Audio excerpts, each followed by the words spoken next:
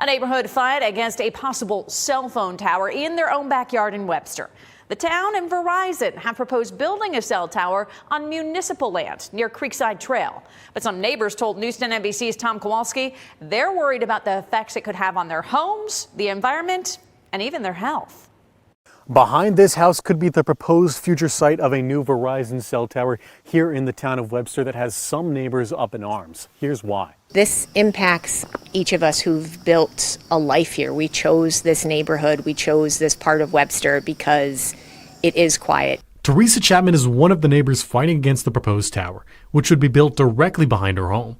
For her, it's about more than the visual impact.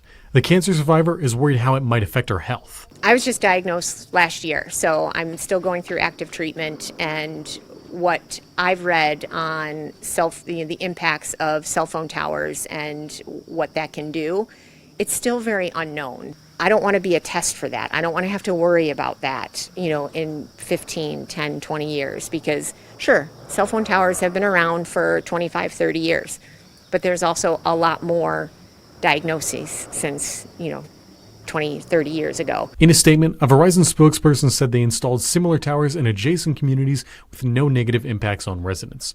They also said this tower will help meet the needs of homeowners and first responders. But neighbors haven't noticed any cell coverage issues. I work from home most of the time, and I'm not even allowed to use my home Wi-Fi for security reasons. And so I'm using Verizon is what my computer ties into, and I've never had a problem at all. I'm on phones via the internet all day. They said that there's an issue with 911 calls. My wife, from our house, from her cell phone, has made a couple 911 calls over the last 20 years.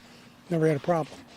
The next town board meeting to discuss the proposed cell tower will take place on August 7th. From Webster, Tom Kowalski, News 10 NBC. Webster town officials also said they've been working with Verizon on this project for years and say this proposed area would provide the best coverage with the lowest impact.